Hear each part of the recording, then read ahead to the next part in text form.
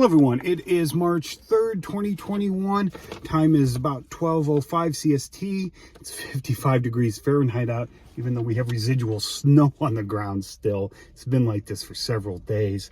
And speaking residual, we'll get into that when we talk about this. And it is Geo-Rant time, Geo-Rant number 141. And someone asked me a question. It's a short question, but it's not a simple one. And me being me, I'm not going to answer it simply, even if it was, even though I could sum this up pretty short, but I want to elaborate a little bit.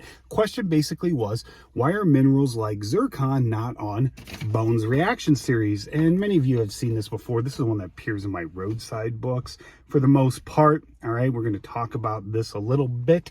As you can see here, I'm not going to go too much into the background. I'm going to assume you know the gist of this. Basically, Bowen and Frank Tuttle and some other people in the early 20th century melted rocks to see which minerals would crystallize first, and this is how they got that chart. There's other stuff on here, but basically you see it's a Y diagram. Over here you have what's called your discontinuous series. You can read as to what it is. Over here is your continuous, and once you go through these phases, it's sort of a phase diagram, if you will.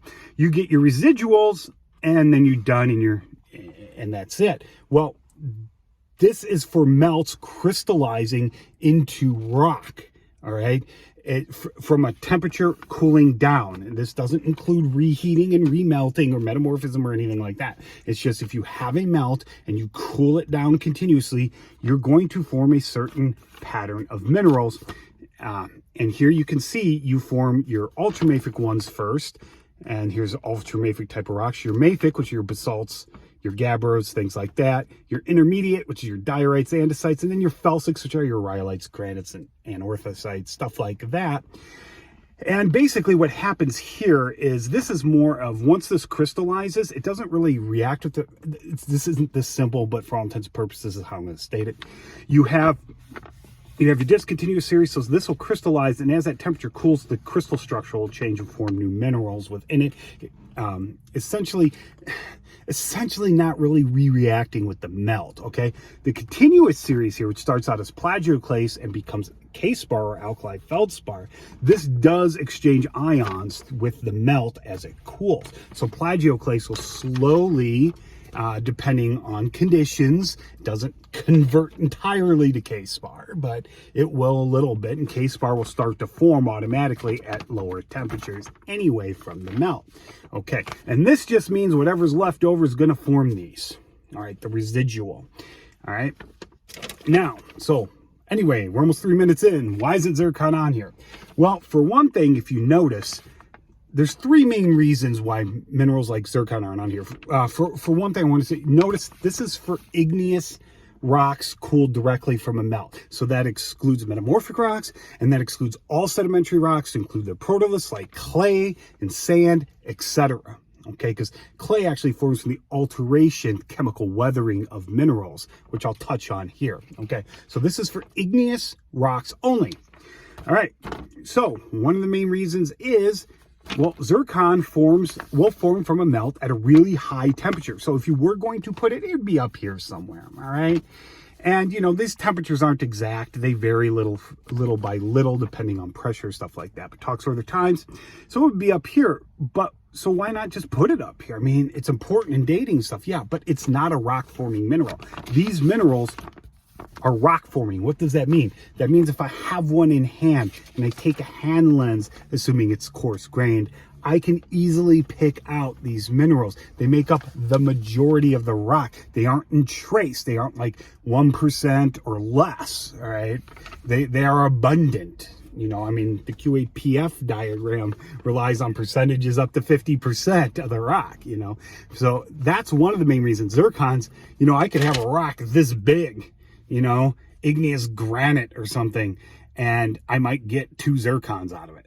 So, and they'll be micrometers long. So it's not a rock forming mineral. And once it does form from a melt, you see these change. These don't really change. The magma's too cool at this point. They'll just crystallize out last. But zircon forms more up here. But you see these change. These go through a phase change as the magma cools. essentially, I'm just using that term generically, phase change. But once a zircon forms, that's it. It's locked in. It's very durable. It's very hard.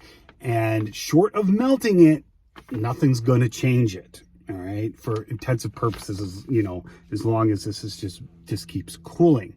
So the first reason is that it's not rock forming. The second reason is that once it's crystallizes, it's very stable, so it doesn't go through this. And the third reason is it goes back to kind of the second one, it's very stable, like quartz. It's very not susceptible to chemical weathering, even though it formed these, basically Bowen's reaction series. Where is it? All right, you see here, did I put it here? Yeah, in the blue. The stuff up here is very highly susceptible. It's the first to crystallize, and it's highly susceptible to chemical weathering. As you go down the chart, that generally doesn't happen. Quartz will basically just experience mechanical weathering until it melts, essentially. You know, physical weathering. It doesn't react chemically with anything, but this will. This stuff weathers out. You'll often see granites, and you'll see the dark mafic minerals, and on a good exposure, and you'll see the whites and the pinks stick out and the blacks have weathered out. That's because they weather out first. Well, zircon forms up here, but once it's there, it's there. It's very resilient. It's not going to chemically weather. All right, so it doesn't even follow it. It doesn't follow this from a phase standpoint. It doesn't follow it from a weathering standpoint. So that's the third reason why you don't see minerals like zircon up here, because it's stable. It's very stable. So it's not rock forming, and it's very stable, and it will not undergo chemical weathering. Okay, once it crystallizes. That's why you don't see it here. Those are just three quick reasons. And like I said, you know, stuff like clays and stuff, which form from the chemical weathering of mostly things like these and feldspars. See, they don't really form from stuff like this, although these things will weather as well. That this just general rule here is, you know, this stuff is really susceptible to chemical weathering. This is not. All right. I hope that makes sense. I'll let you look at it for a minute or so if you want. But anyway, if you have any questions or comments, please leave them below. I hope you learned something.